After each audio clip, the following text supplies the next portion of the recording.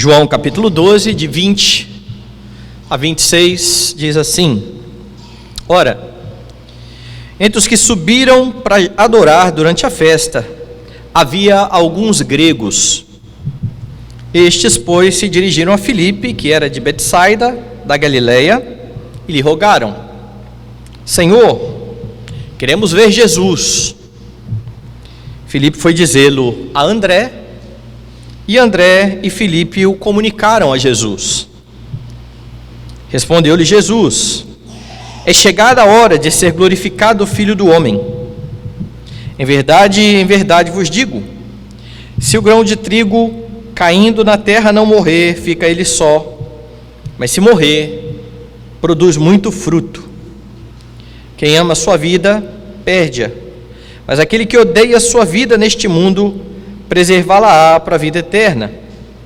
Se alguém me serve, siga-me, e onde eu estou, ali estará também o meu servo. E se alguém me servir, o Pai o honrará. Oremos. Amado Senhor, quão bom, ó Deus, é exaltar a Tua majestade, reunidos, ó Deus, como Teu povo, na certeza de que, ao cantar louvores a Ti, Cristo Jesus, o nosso irmão mais velho, canta conosco, razão de sermos aceitos na Tua presença. Agradecemos, ó Deus, porque o Senhor mesmo nos convoca a fim de falar ao nosso coração palavras de vida. E neste momento que Teu Evangelho foi lido, que a Tua palavra será pregada, nós rogamos que o Senhor nos, ó Deus Santo, impeça de nos distrair, que o nosso pensamento esteja voltado apenas para a compreensão da Tua palavra, que o Teu Espírito abra o nosso entendimento, e assim, que o Senhor trate com o nosso coração, nos exortando, nos edificando, nos consolando, fazendo aquilo que apraz ao Senhor para a Tua própria glória, em nome de Jesus, amém. Meus irmãos, Jesus foi saudado no contexto anterior como rei, pela multidão que o encontrou a caminho de Jerusalém. E apesar de entre a multidão haver aqueles que viam nele somente um líder político, alguém que poderia ajudar os judeus a sair debaixo do jugo romano, muitos de fato estavam crendo em Jesus como o Messias, o Filho de Deus, o Messias profetizado nas Escrituras. E como eu tenho mostrado aqui, o apóstolo João, que registra o seu evangelho muitos anos depois destes acontecimentos, ele consegue perceber e interpretar a história, e ele então demonstra que neste rei bendito que foi saudado pela multidão, você encontra alegria, libertação e segurança. É isso que todos aqueles que vão até Jesus podem encontrar, podem desfrutar. E a sequência deste relato de Jesus sendo proclamado como rei, que é o texto que nós lemos hoje, traz um exemplo bem claro daquilo que Jesus falou, daquilo que João falou lá no início do evangelho, lá no capítulo 1. Porque no capítulo 1 ele disse o seguinte: ele veio para os que eram seus, os seus não o receberam, mas a todos quantos o receberam, deu-lhes o poder de serem feitos filhos de Deus, a saber, os que creem no seu nome. O que você verá a partir do verso 20 é que Jesus está sendo buscado pelos gregos, pelos gentios, por aqueles que não fazem parte do povo de Deus, e está sendo rejeitado pelo seu povo, e está sendo rejeitado pelos judeus.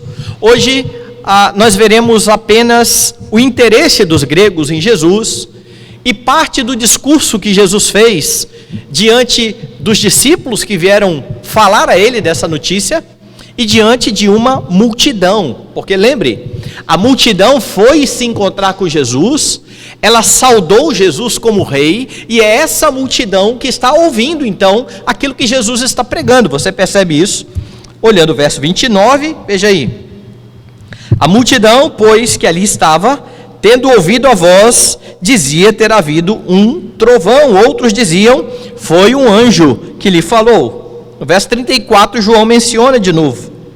Replicou-lhe, pois, a multidão: nós temos ouvido da lei que o Cristo permanece para sempre, e como dizes tu ser necessário que o Filho do Homem seja levantado? Quem é este Filho do Homem? Nestes dois momentos, João enfatiza: a multidão está ali. A multidão está atenta àquilo que Jesus está pregando. E nesse discurso de Jesus, há uma resposta a esses gregos que desejavam ver a Jesus, que ensina sobre como ter a vida eterna. Essa é uma pergunta que muitos têm diante de si, é um questionamento que muitos fazem. Como herdar a vida eterna, ou como ter a vida eterna? E o discurso de Jesus nos mostra que a fim de ter a vida eterna, é preciso que você procure ao Senhor Jesus Cristo.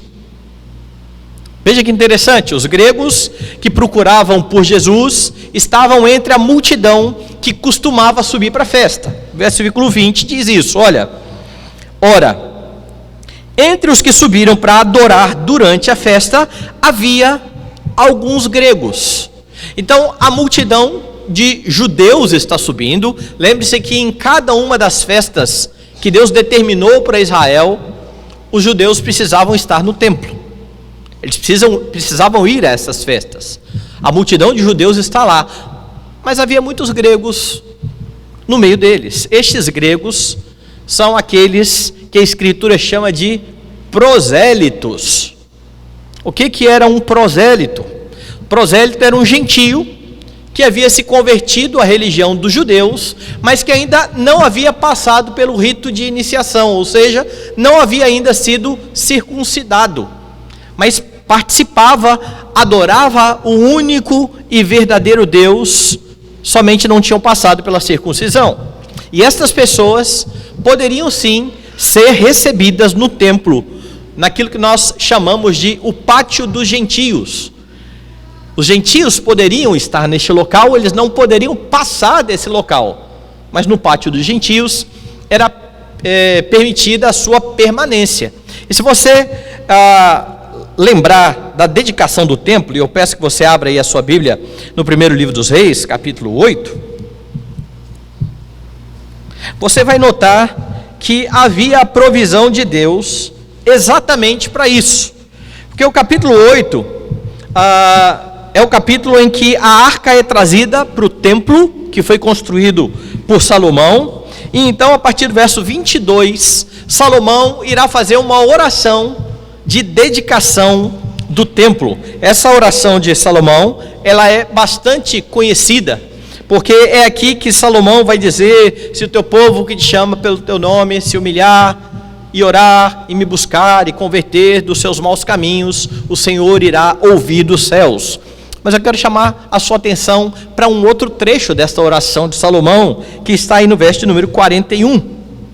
Salomão diz assim: também ao estrangeiro que não for do teu povo de Israel, porém vier de terras remotas por amor do teu nome, porque ouvirão do teu grande nome e da tua mão poderosa e do teu braço estendido, e orar voltado para esta casa, ouve tu nos céus, lugar da tua habitação, e faze tudo o que o estrangeiro te pedir, a fim de que todos os povos da terra conheçam o teu nome, para te temerem como o teu povo de Israel, e para saberem que esta casa que eu edifiquei é chamada pelo teu nome.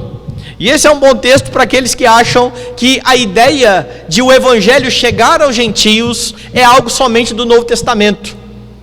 É um plano B de Deus, porque os judeus rejeitaram. Não. Na dedicação do templo, Salomão já está dizendo: quando o estrangeiro estiver aqui, porque ouviu falar do teu nome, e orar ao Senhor, Senhor, ouça. E o que está acontecendo? Você tem gentios, estrangeiros, pessoas que não fazem parte da comunidade de Israel, no meio dos judeus, indo até o templo.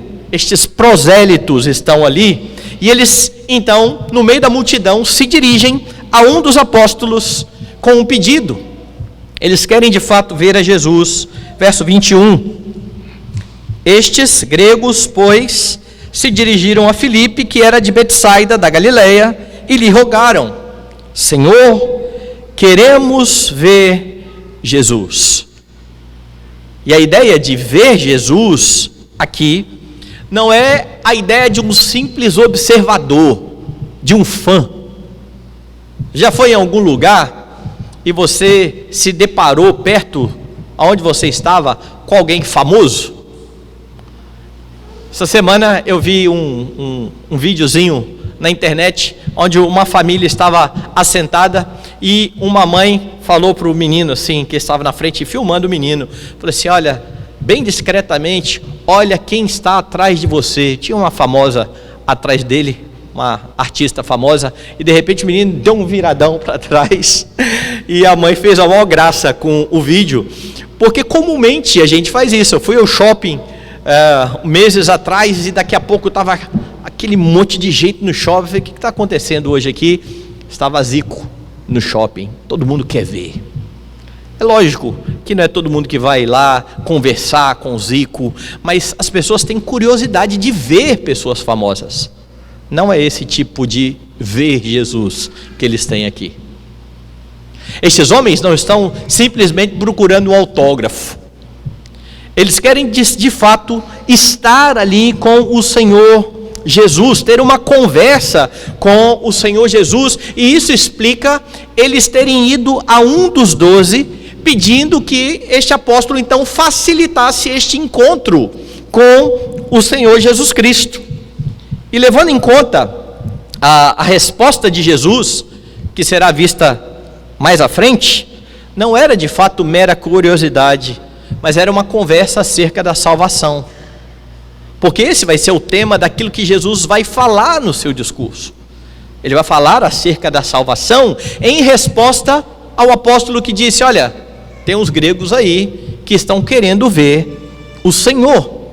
E então o que acontece? Filipe, que foi o primeiro que foi abordado por estes gregos, ele resolve conversar com André antes de ir até Jesus. Veja o que diz aí o texto no verso 22. Filipe foi dizê-lo a André, e André e Filipe o comunicaram a Jesus. Por que isso está acontecendo? Por que Filipe não vai diretamente a Jesus? Possivelmente a razão tenha sido a palavra que o próprio Jesus dirigiu aos seus apóstolos quando os comissionou. Se você olhar lá para o capítulo 10 de Mateus, você vai ver que Jesus disse aos apóstolos: não tomem rumo aos gentios, procurai as ovelhas perdidas da casa de Israel. Então Jesus falou isso lá atrás, e agora gentios estão vindo até Jesus Cristo, mas havia uma palavra, outra palavra de Jesus, capítulos antes aqui, no capítulo 10, porque quando ele falou sobre ser o bom pastor, e confrontou os judeus, que não o estavam ouvindo, dizendo: vocês não me ouvem, porque vocês não são das minhas ovelhas, Jesus disse: eu tenho outras ovelhas, não deste aprisco, a mim me convém conduzi-las, e então haverá um só rebanho e um só pastor. Então lá atrás, uma palavra: não tome rumo dos gentios. Aqui, próximo do contexto, em João 10, Jesus dizendo: eu tenho outras ovelhas, eu tenho ovelhas de outro aprisco, e estas ovelhas então querem ter com Jesus Cristo. Estes homens então, os apóstolos, vão até Jesus e comunicam o interesse destes gregos. Para ter a vida eterna, é preciso procurar o Senhor Jesus Cristo. E se as pessoas precisam procurar a Cristo a fim de serem salvas, você, da mesma forma que Filipe e André, pode ser um instrumento de Deus para levá-las a Jesus. E não, eu não estou falando de mediação, como os romanos falam a respeito dos santos. Quando você ora a um santo e esse santo leva a oração a Jesus. Não se trata disso. Eu estou falando aqui de evangelismo. Porque cada servo de Deus é comissionado a ser um embaixador de Jesus Cristo, uma testemunha de Jesus Cristo. E sendo que nós não temos mais a presença física de Jesus conosco, cabe à igreja do Senhor fazer Jesus visto das pessoas. E isso foi ordenado pelo próprio Jesus, quando falou aos seus que eles precisavam realizar boas obras. E lembre-se que boas obras, de acordo com a Escritura, não é simplesmente caridade. Talvez possa envolver caridade, mas as boas obras da Escritura são o cumprimento da lei do Senhor, o andar de acordo com a vontade de Deus. Então Jesus disse que os homens deveriam ver as boas obras dos filhos de Deus, a fim de glorificar o Pai que está nos céus. Sabe como é que Jesus será visto na sua vida? No seu testemunho. Ele será visto quando as pessoas virem em você alguém que está imitando a Ele. E cabe à igreja do Senhor fazer isso. É por meio desse testemunho que muitos irão se interessar em conhecer a respeito do Salvador. E estes que tiverem interesse em Jesus Cristo devem ser notificados que a procura por Cristo não deve ser mera curiosidade.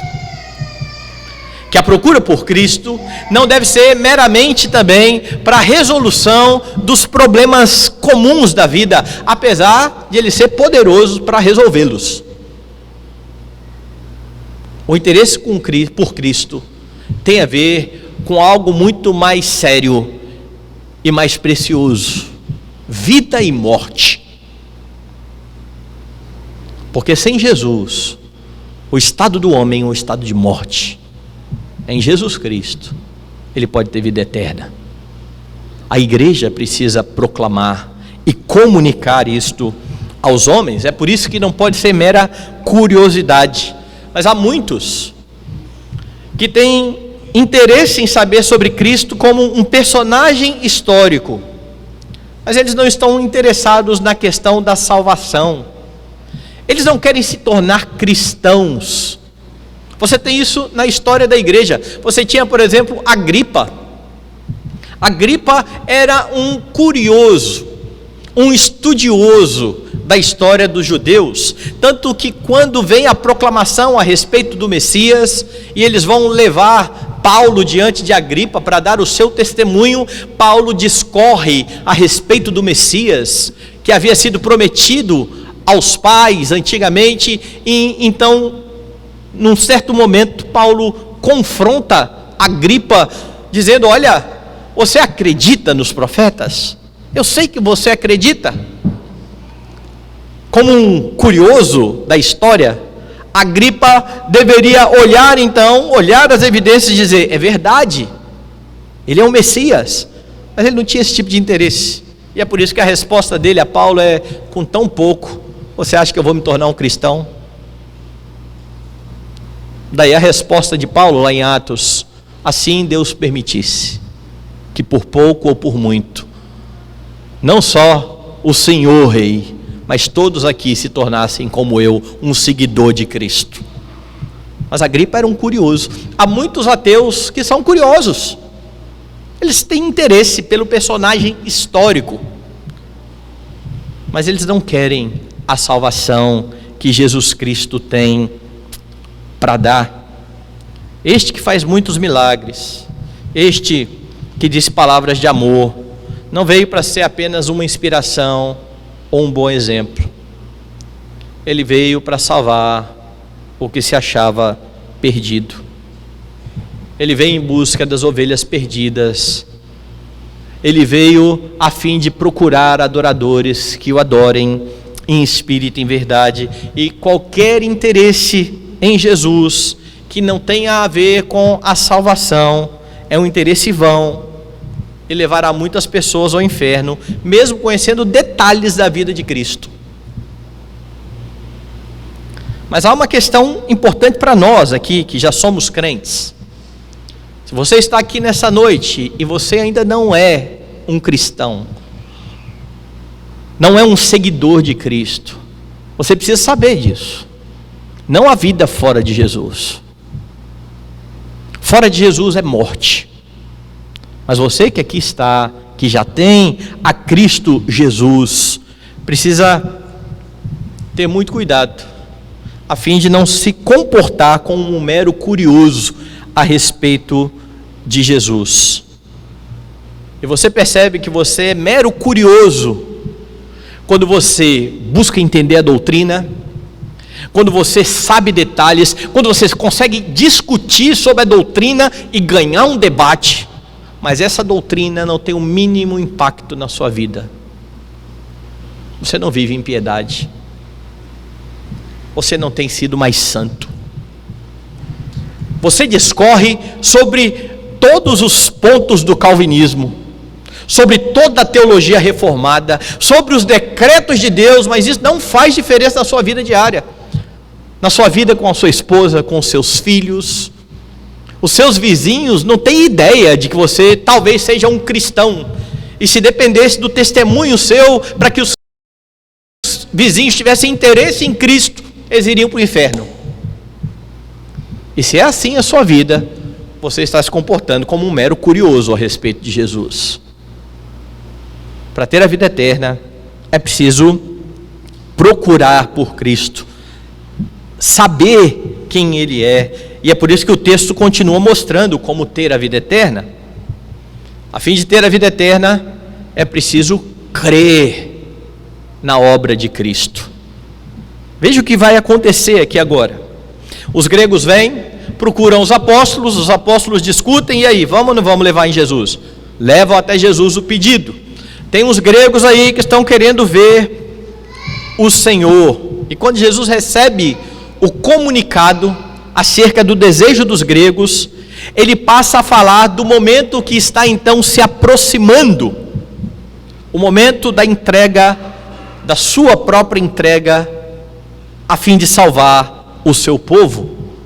Parece que a resposta de Jesus é totalmente desconexa com aquilo que os discípulos estão dizendo a ele, mas você verá que não. Veja o verso 23.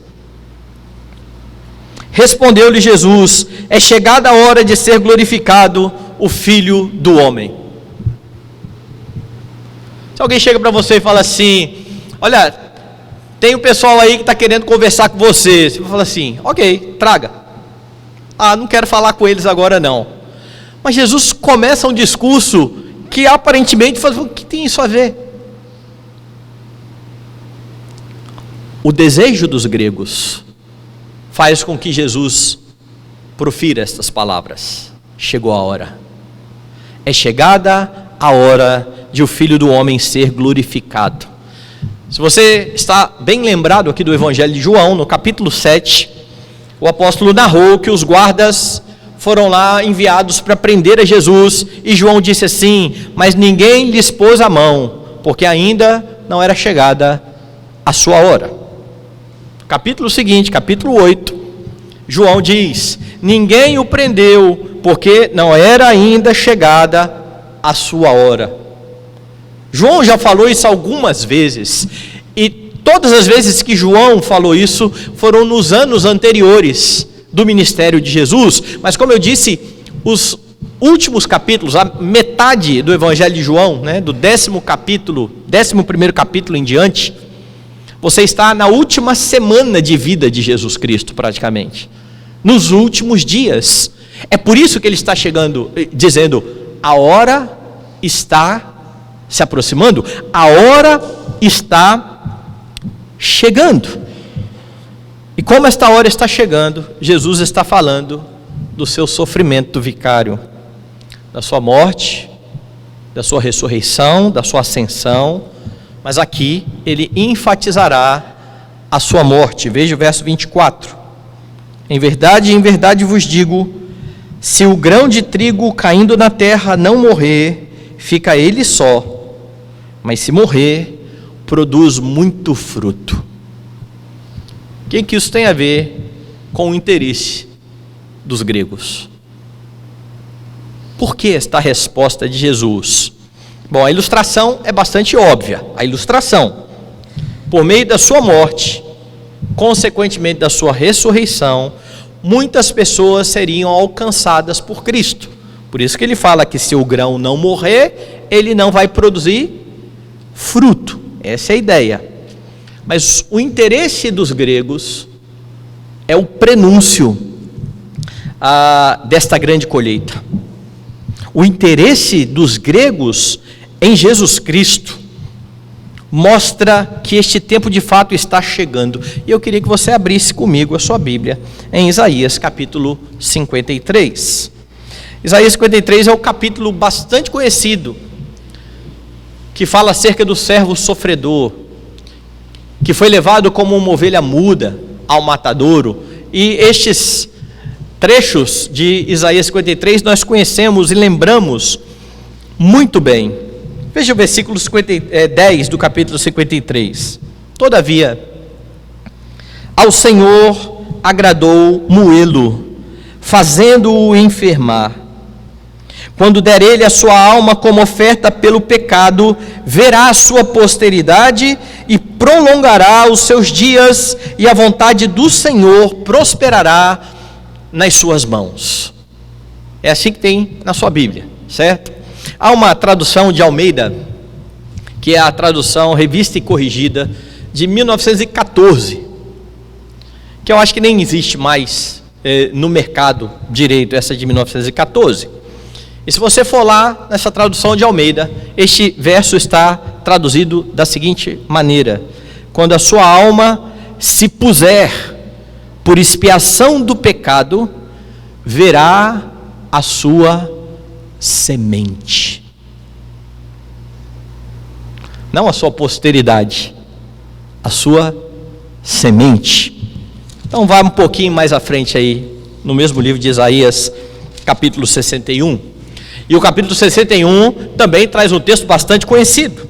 É o texto que começa dizendo: o Espírito do Senhor está sobre mim, porque o Senhor me ungiu para pregar boas novas aos quebrantados, enviou-me a curar os quebrantados de coração, a proclamar libertação aos cativos e a pôr em liberdade os algemados, e a pregoar o ano aceitável do Senhor, o dia da vingança do nosso Deus, a consolar todos os que choram, a pôr sobre os que estão de luto uma coroa em vez de cinzas, óleo de alegria em vez de pranto, vestes de louvor em vez de espírito angustiado, a fim de que se chamem carvalhos de justiça, plantados pelo Senhor para a sua glória. Você conhece esse texto? Jesus entrou na sinagoga, abriu a escritura em Isaías, leu esse texto e disse: hoje se cumpriu a escritura. Porque Jesus é esse que vem para colocar em liberdade os cativos. Mas eu quero que você vá um pouco mais à frente, no verso de número 8. Porque eu, o Senhor, amo o juízo e odeio a iniquidade do roubo. Dar-lhes-ei fielmente a sua recompensa, e com eles farei aliança eterna. A sua posteridade, na sua Bíblia, na de Almeida 1914, a sua semente será conhecida entre as nações, os seus descendentes no meio dos povos. Todos quantos os virem os reconhecerão como família bendita do Senhor. E agora você entende a resposta de Jesus. Porque ele veio para os que eram seus, como disse João. Os judeus estão rejeitando, e de repente gentios, gregos, chegam ali para os apóstolos e dizem: nós queremos ver esse homem, nós queremos ver a Jesus. E então ele diz: se o grão não morrer, ele não vai dar fruto. É necessário, chegou a hora da glorificação do Senhor e de recolher os seus. Porque é por meio desta obra bendita que muitos serão salvos. Não só judeus, pessoas de toda tribo, língua, povo e nação. Então a mensagem de Jesus ali é a seguinte: sem a morte, ou sem a sua morte, não existe colheita espiritual, não existe salvação, não existe pessoas, ou não existem pessoas se rendendo a Ele. O interesse destes gregos, então, faz com que Jesus profira este discurso com a sua morte. Todo que nele crê, como afirma João lá no capítulo 3, não irá perecer, mas terá a vida eterna. E isso não estava restrito aos judeus, é para a gente de toda tribo, língua, povo e nação. A fim de ter a vida eterna é preciso crer na obra de Cristo, e é por isso que ele está falando da necessidade da sua morte. Mesmo os judeus não o recebendo, nem entendendo a sua obra, todos aqueles que o receberam, deu-lhes o poder de serem feitos filhos de Deus, a saber, os que creem no seu nome. Para que haja salvação, a obra do Senhor Jesus Cristo precisa ser conhecida. E já que a igreja é aquela que faz com que Jesus seja visto por meio das suas obras, quando a igreja proclama quem é esse Jesus, quando a igreja dá a razão da sua esperança, a igreja precisa anunciar aos homens o estado dos homens, a encarnação do Filho de Deus, a perfeição da sua vida, a sua morte vicária. E como eu tenho dito muitas vezes, não basta dizer, Jesus te ama, porque você não tem essa mensagem nos apóstolos, apesar de ser verdade, Jesus ama os seus, mas não era assim que eles evangelizavam. Jesus te ama e eu também. O evangelismo tinha a ver com arrependa-se e creia. Creia, porque quem crê tem a vida eterna, quem não crê não tem a vida eterna. Não adianta você dizer, olha, Jesus te ama, e o pecador não saber o que foi que Jesus fez. Mas por que Jesus teve que fazer tudo isso? Por causa do estado do homem de pecado e de miséria em que ele se encontra, do estado desesperador do pecador, que só pode ser tirado dessa condição se o bendito Filho de Deus o alcançar e a sua obra for crida. E essa é a importância, meus irmãos, da pregação fiel do Evangelho. É por isso que quando Paulo quis ir até a Espanha pregar o Evangelho, e escreveu aos romanos, pedindo para os romanos enviarem ele até a Espanha, ele discorreu sobre o Evangelho nos 11 primeiros capítulos, falando exatamente disso. Deus está irado com o homem, porque o homem rejeitou a Deus, Deus escolheu os seus, Deus enviou o seu Filho para a redenção. Ele discorre 11 capítulos sobre toda a obra do Senhor, e então ele chega no capítulo 10 e diz, todo aquele que invocar o nome do Senhor será salvo. Como, porém, invocarão aquele em quem não creram? E como crerão naquele de quem nada ouviram? E como ouvirão se não há quem pregue? E assim, a fé vem pela pregação, e a pregação pela palavra de Cristo. Não há outro meio. Jesus chama os seus por meio da palavra.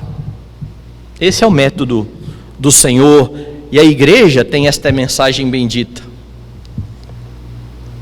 A igreja, baluarte da verdade, é que anuncia o Evangelho e convoca pecadores a se render ao Senhor, usando o meio que Ele designou.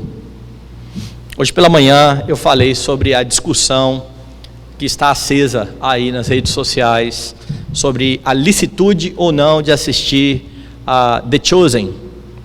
E nós já vimos de manhã que qualquer representação de Jesus é pecado. Logo, qualquer série que represente a Jesus Cristo, qualquer teatro que você veja alguém vestido de Jesus Cristo, é pecado, é quebra do segundo mandamento. Mas muitos têm dito assim, vocês radicais não sabem que muitas pessoas estão se convertendo pelo seriado. Sério? Será que Deus se enganou na forma como Ele disse que conduziria os seus eleitos? Pela pregação do Evangelho. Não foi por teatro. Não foi por encenação. Não foi por cinema. Eu me lembro que quando Mel Gibson lançou o seu filme sobre a paixão de Cristo, igrejas locaram cinemas para levar não crentes para assistir o filme. E meus irmãos, essa é uma declaração de incompetência da igreja. É como se a igreja estivesse dizendo assim: já que nós não conseguimos alcançar os pecadores só com o Evangelho, vamos terceirizar esse negócio? Mel Gibson tem um filme, tem muita gente convertendo. Teve a gente até que se emocionou tanto que morreu dentro do cinema. Deve ter ido para o céu na hora. Ou não? A obra de Cristo é anunciada aqui. E tem muita gente dizendo assim: mas é tão bom ver, eu tenho assistido a série e eu tenho me emocionado tanto. Se você não se emociona lendo os evangelhos, você está lendo errado, e você está anunciando errado. E muitos desses que estão falando bem da série aí são aqueles que vivem criticando as adaptações cinematográficas dos livros. São os chatões que vão para o cinema e dizem assim: o livro é melhor. Mas a Bíblia é melhor a série? Então eu vou repetir o bordão: o livro é melhor.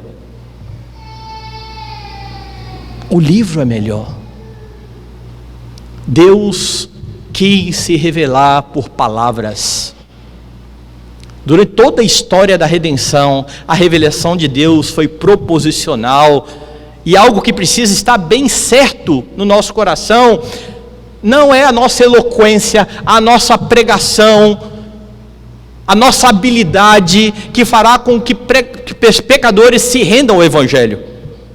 Nós precisamos sim ser fiéis na pregação, na proclamação, na medida do possível, apresentar isso de forma correta, mas pecadores irão crer se o Espírito Santo mudar os seus corações. É por isso que é uma falácia dizer: mas a série está alcançando tantas pessoas. O Senhor alcançará os seus. Ele disse isso aqui no Evangelho de João: todo o que o Pai me dá, esse virá a mim. E adivinha só, sem assistir o seriado, os gregos estão indo até Jesus aqui. A igreja precisa mostrar Cristo. A igreja é o nosso testemunho, são as nossas obras, para que os homens creiam no bendito Filho de Deus. Meus irmãos, o Evangelho não precisa de emendas, não precisa de floreio, não precisa de invenções. Alguns me disseram nessa semana que no Evangelho, no seriado, Mateus é retratado como um autista. A Bíblia não fala que Mateus era um autista. E não há problema, e com isso não estou fazendo crítica ao autismo. Mas por que alguém inseriu uma invenção dessa aqui para cativar o público? Há uma agenda por trás disso. É invenção. E isso não vale só para o The Chosen, isso vale para essas outras adaptações aí, tupiniquins da Record também. Porque um dia desses um amigo me falou: você não sabe de nada. No filme lá da Record, na série, sei lá, eles inventaram que Davi e Batseba, quando eram adolescentes, tiveram um namorico para justificar o adultério com Batseba lá na frente. Meus irmãos,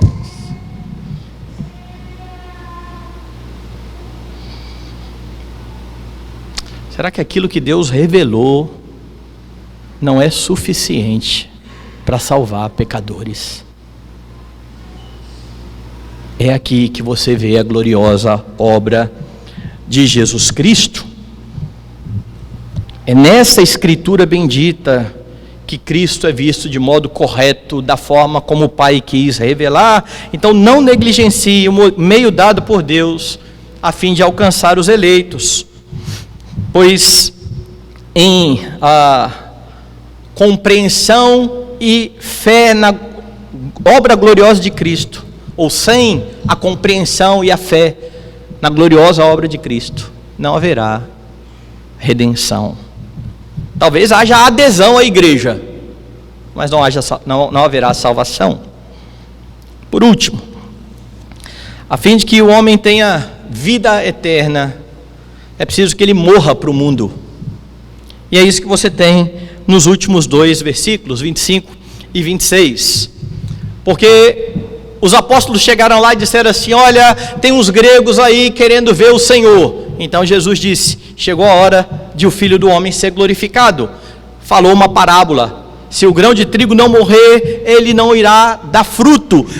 Mas no verso 25 ele fala de outra morte, que não é a dele. Veja lá: quem ama a sua vida, perde-a, mas aquele que odeia a sua vida neste mundo, preservá-la-á para a vida eterna. Então no verso anterior ele falou: eu vou morrer, é necessário que eu morra para que haja a redenção. E agora ele fala: mas vocês também precisam morrer. Esta morte é a morte dos discípulos. A ideia é muito simples: Cristo morreu por você, para que você morra para esse mundo. A mensagem é enfática e clara. Na cruz, Cristo morre a sua morte, e você morre para o pecado. Isso implica então em uma vida de santificação, uma vida transformada pelo Espírito Santo. Não basta dizer eu amo Jesus e viver uma vida de impiedade. Não basta declamar a doutrina vivendo de forma ímpia, não dando bom testemunho. É preciso ser santo. Paulo explica isso quando ele escreve aos Romanos. Abra lá em Romanos capítulo 6. E veja que a mensagem de Paulo aqui tem a ver exatamente com o que Jesus está tratando ali no capítulo 12 de João. Que diremos, pois?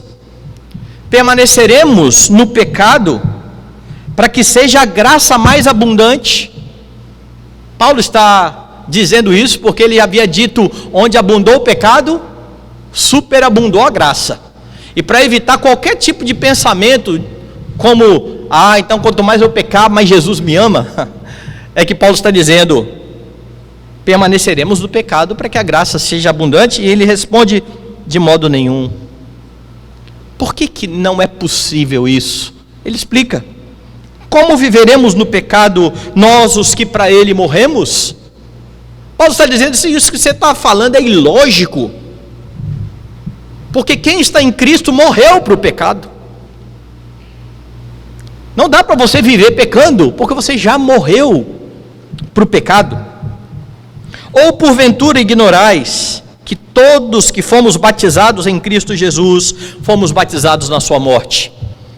Fomos, pois, sepultados com ele na morte pelo batismo, para que, como Cristo foi ressuscitado dentre os mortos pela glória do Pai, assim também andemos nós em novidade de vida.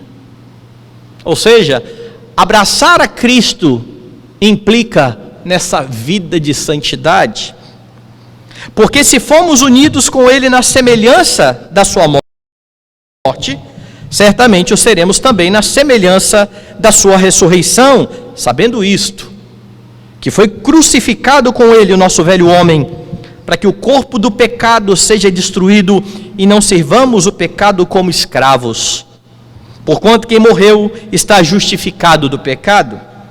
Ora, se já morremos com Cristo, cremos que também com ele viveremos, sabedores de que, havendo Cristo ressuscitado dentre os mortos, já não morre, a morte já não tem domínio sobre ele, pois quanto a ter morrido, de uma vez para sempre morreu para o pecado, mas quanto a viver, vive para Deus. Assim, também vós, considerai-vos mortos para o pecado mas vivos para Deus em Cristo Jesus. A pregação de Paulo ecoa aqui as palavras de Jesus. Jesus disse: eu morro em favor do meu povo, e quem ama a sua vida vai perder, mas quem odeia a sua vida nesse mundo, quem morre para este mundo, preserva a vida para a vida eterna. Nada neste mundo pode ser mais importante que o seu Salvador, porque essa é a evidência de que alguém tem a vida eterna. A forma como ele se relaciona com o seu Salvador, a forma como ele se relaciona com este mundo. E a forma como ele se relaciona com o Senhor está descrita aí no verso 26. Veja: se alguém me serve, siga-me, e onde eu estou, ali estará também meu servo. E se alguém me servir, o Pai o honrará.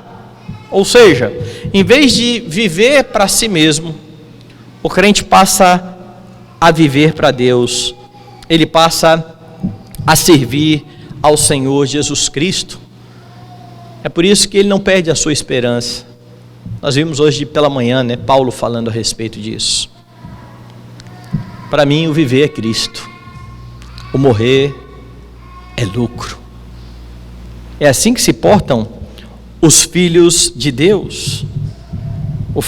Os crentes é chamado a servir a Cristo de todo o coração, tendo como promessa estar com o Senhor para todo sempre. É isso que Jesus está dizendo aqui: aonde estou estará o meu servo, se alguém me servir, o Pai o honrará. Mas preste atenção nesta expressão: onde estou, ali estará o meu servo.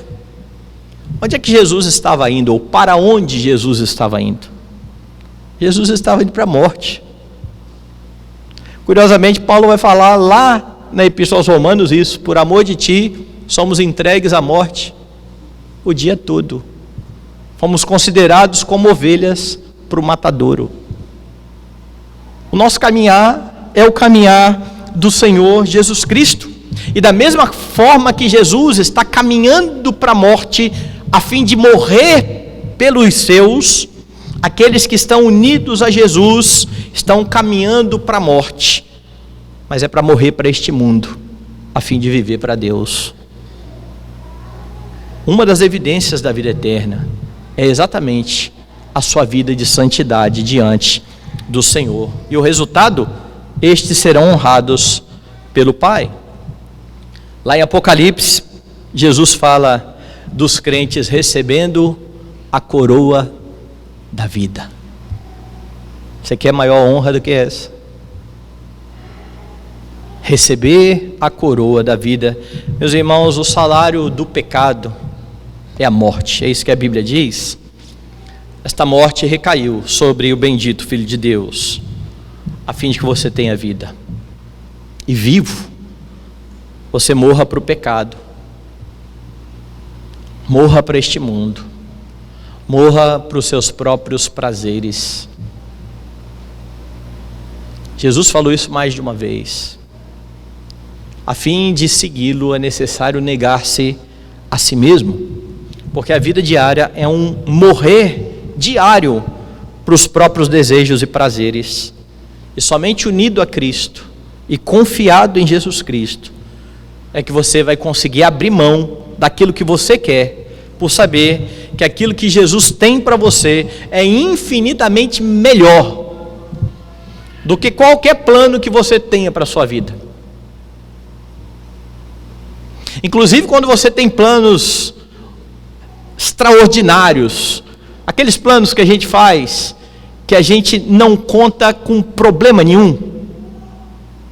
Eu costumo dizer ao pessoal que vem para aconselhamento isso: eu não conheço nenhuma pessoa que planeja a vida dizendo assim: olha, eu espero formar com 22 anos de idade, com 25 já está bem estabilizado, ter um apartamento, já ter um bom dinheiro no banco, ter 3 filhos, e com 27 eu espero ter um câncer, e com 32 eu acho que eu vou estar bem magrinho, porque a luta vai ser dura. Eu nunca vi ninguém planejar assim. a gente planeja a outra parte. Tudo vai bem. Pois o Deus que planeja essas outras partes que a gente não gosta. E diz: os caminhos de vocês não são os meus caminhos. Os pensamentos de vocês não são os meus pensamentos. E adivinhe só, o caminho do Senhor, cheio de provações, de dificuldades, é infinitamente melhor do que o caminho glorioso que você tem almejado para você. Sabe por quê? Porque no final do caminho planejado pelo Senhor, você estará semelhante a Cristo. No caminho que nós geralmente planejamos para nós, de uma vida de gozo, de alegria, nós esquecemos muitas vezes do Senhor. Nós vivemos para nós mesmos. Razão de Tiago dizer: vocês pedem e recebem porque vocês pedem mal. Vocês pedem para esbanjar nos próprios prazeres. Nós precisamos morrer para este mundo e viver para Deus. Durante a sua peregrinação aqui debaixo do sol, muitos serão os momentos de tentação, momentos em que você irá querer fazer a sua vontade, satisfazer-se com esse mundo, em vez de negar a si mesmo. E saiba, cada pecado é uma testemunha de que você acha melhor seguir o seu próprio caminho, fazer as coisas do seu próprio jeito, do que do jeito de Deus. É isso que significa o pecado. Quando eu escolho fazer diferente do que Deus manda, e eu peco, eu estou dizendo: eu tenho um caminho melhor, caminho de morte. Então mantenha diante de si a lembrança de que Jesus morreu pelos seus pecados. Ele pagou o preço pelos seus pecados, e é esta convicção que vai impelir você a honrar o seu benfeitor. Porque se o seu coração for grato por tudo que Cristo fez em seu favor, você vai buscar viver para a glória dele. Então, diante das tentações, busque o seu Redentor. Se você cair em tentação, suplique o seu perdão. Ele é rico em perdoar.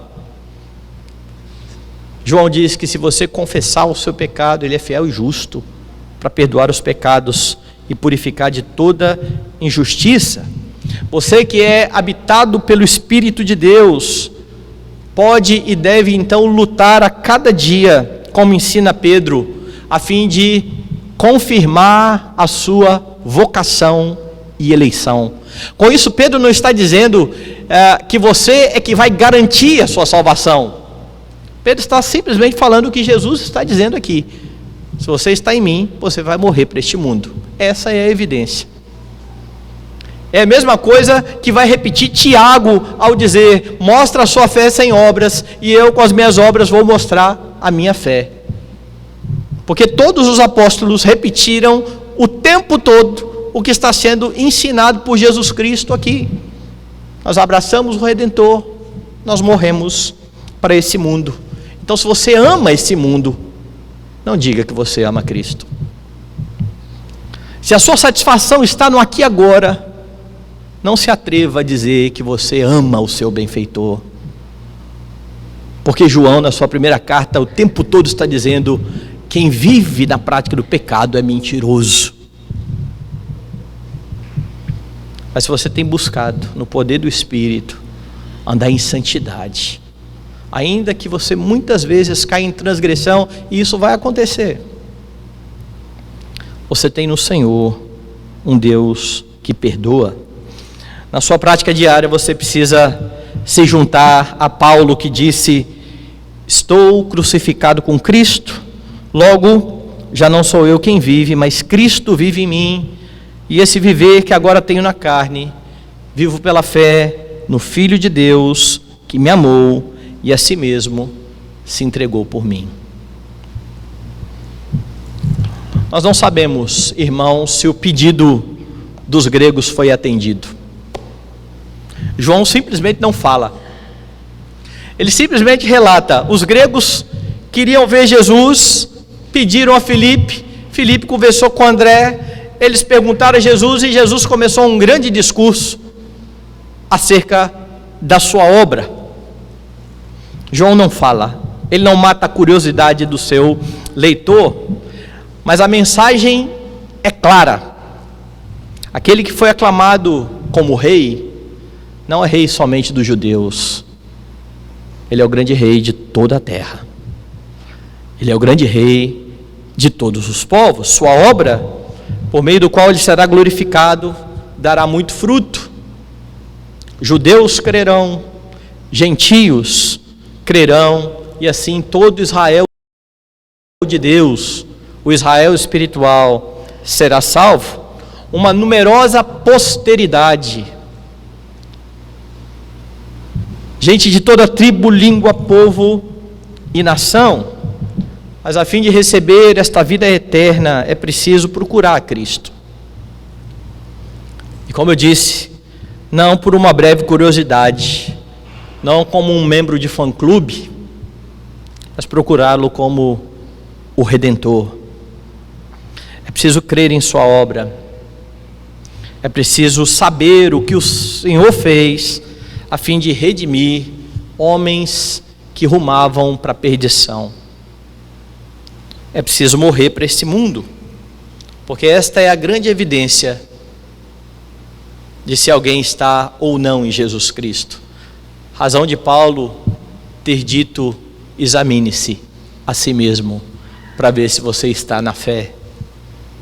Verifique as suas obras. Aqueles que dizem crer em Cristo, mas continuam vivendo em seus prazeres, estão vivendo enganados. E se enganam também aqueles que aparentemente vivem de forma regrada, exteriormente conformados com a lei do Senhor, mas não fazem isso para a glória de Deus, não fazem isso em gratidão pela salvação, fazem isso como faziam os fariseus, para serem vistos dos homens. Jesus salva o pecador, para que ele viva de forma santa e piedosa, não para a sua própria glória, mas para a glória do Salvador. Procure a Cristo, entenda a sua obra, morra para o mundo. É assim que você vive honrando o seu Salvador.